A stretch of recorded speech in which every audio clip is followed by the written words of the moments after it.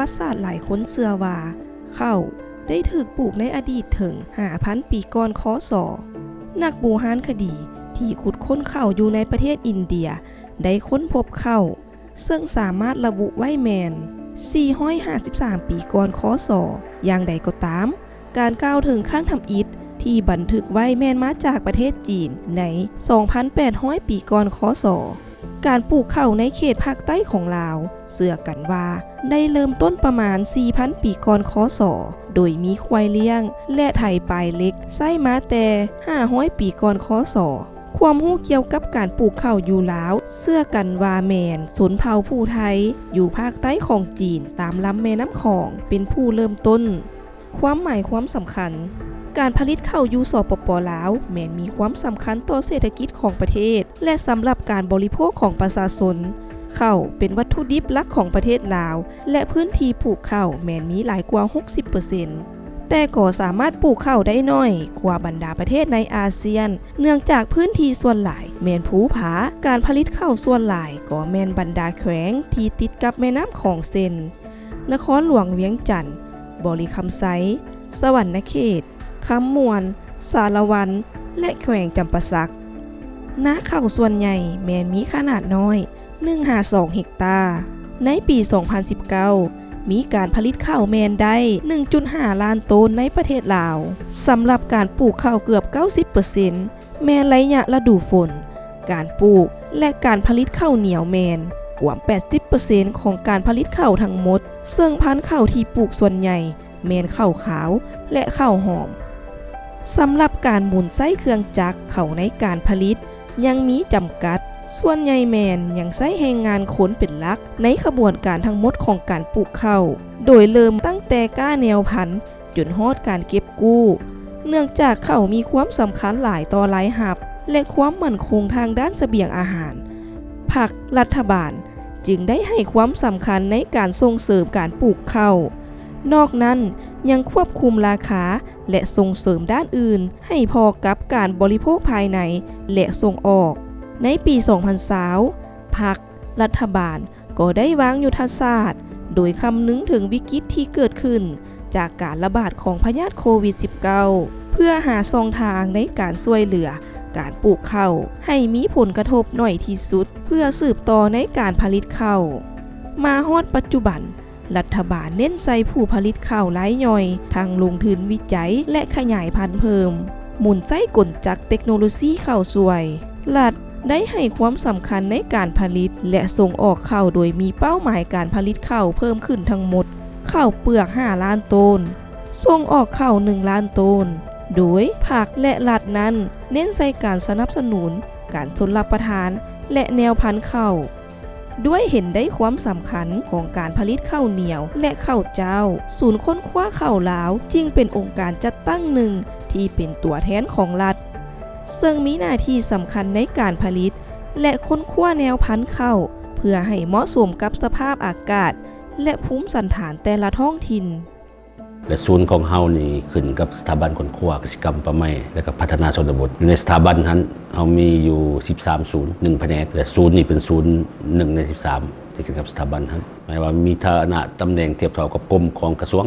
สำหรับสถาบันนี้มีอยู่6แผนงานการค้นคว้าเนาะอันที่1ก็เป็นแผนงานค้นคว้าเต่าโฮมและคุ้มครองการนำใส่ชีวะนานาพันธุ์พืชนะรวมทั้งสัตว์พืชป่าไม้อยู่นั่นหมายความว่าแนวพันธุ์พื้นเมืองอันแผนงานที่2เป็นว่าเรื่องการค้นคว้าและพัฒนาแนวพันธุ์เทคนิคใหม่เพื่อรองรับการเปลี่ยนแปลงของสภาพแวดล้อมของโลกที่มีการเปลี่ยนแปลงเนาะลาวก็คือกันอยู่นั่น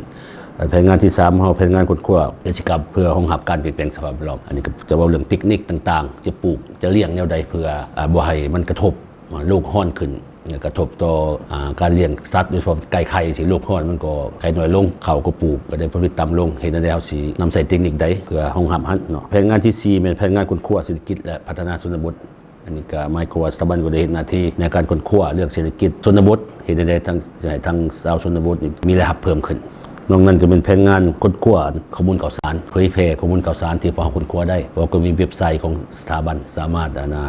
เข้าไปเบิ่งได้ว่าจะมีเทคนิคต่างๆเนาะว่าจะเป็นเพื่อเลี้ยงพืช เรื่องสัตว์อยู่ในหันพวกเขามีเนาะสามารถชาวเกษตรกรอยากได้สามารถก็ไปเบิ่งแล้วก็ดาวน์โหลดมาเป็นคู่มือนำใช้ได้และแผนงานสุดท้ายของสถาบันก็แม่นแผนงานสร้างความเข้มแข็งนะพวกเขาก็มีการฝึกอบรมให้บรรดาพนักงานที่อยู่ต่างแขวงกสิกรรมแขวงกสิกรรมเมืองชาวนาหรือแม้กระทั่งนักเรียนนักศึกษาที่เรียนอยู่ในคณะเกษตรของมหาวิทยาลัยแห่งชาติหรือว่ามหาวิทยาลัยเกษตรในทั่วประเทศพวกเขาก็หับมาฝึกอบรมลาวเฮาถือว่าเป็นใจกลางของความหลากหลายทางด้านกรรมพันธุ์ของข้าวเหนียวเพราะมีข้าวเหนียวหลายกว่าข้าวเจ้าเนาะแล้วก็แม้กระทั่งการปลูกเนี่ยประมาณ 80% มันปลูกข้าวเหนียวอยู่บ้านเฮารัฐบาลอันนึงก็ได้ลงทุนใส่ชลประทานอันที่2ชาวนาก็ได้นำใส่แนวพันธุ์ปรับปรุงเขาแต่ลาวเฮามีข้าวกุมกินในปี 2000 เป็นต้นมาเมื่อก่อนเฮาบ่มีก่อนปี 2000 นั้น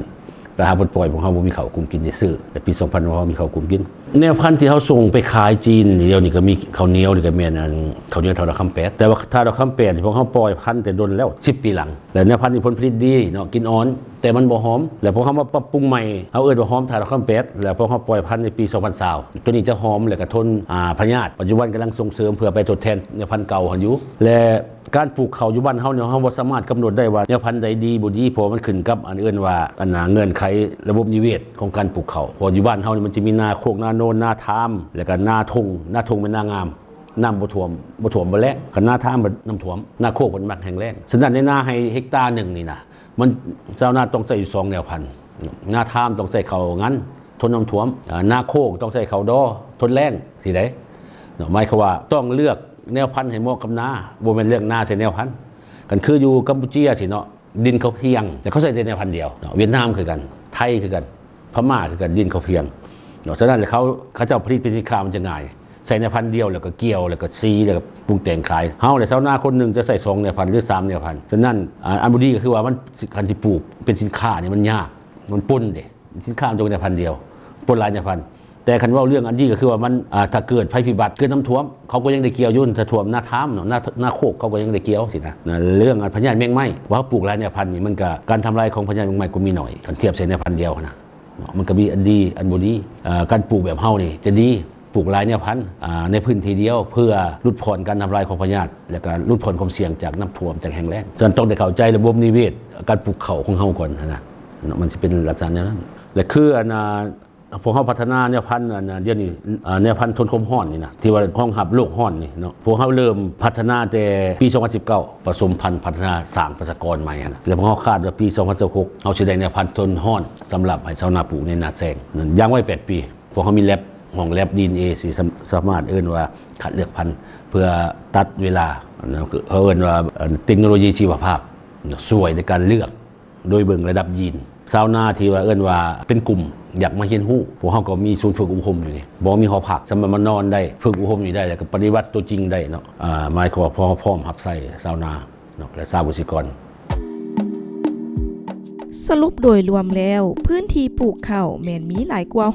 60% การผลิตข้าวส่วนหลายก็แม่นบรรดาแขวงที่ติดกับแม่น้ำของเส้นนครหลวงเวียงจันทน์บริคำไซสวรรณเขตคำมวนสารวันและแขวงจำปาสักสำหรับการปลูกข้าวเกือบ 90% แม่นระยะฤดูฝนการปลูกและการผลิตข้าวเหนียวแม่นกว่า 80% ของการผลิตข้าวทั้งหมดรัฐบาลเน้นใจผู้ผลิตข้าวไร้ย่อยทั้งลงทุนวิจัยและขยายพันธุ์เพิ่มหมุนไส้กลจักรเทคโนโลยีข้าวสวยรัฐได้ให้ความสำคัญในการผลิตและส่งออกข้าวโดยมีเป้าหมายการผลิตข้าวเพิ่มขึ้นทั้งหมดข้าวเปลือก5 ล้านต้นส่งออกข้าวสาร1 ล้านต้นโดยภาคและรัฐเน้นใจการสนับสนุนการชลประทานและแนวพันธุ์ข้าวและการค้นคว้า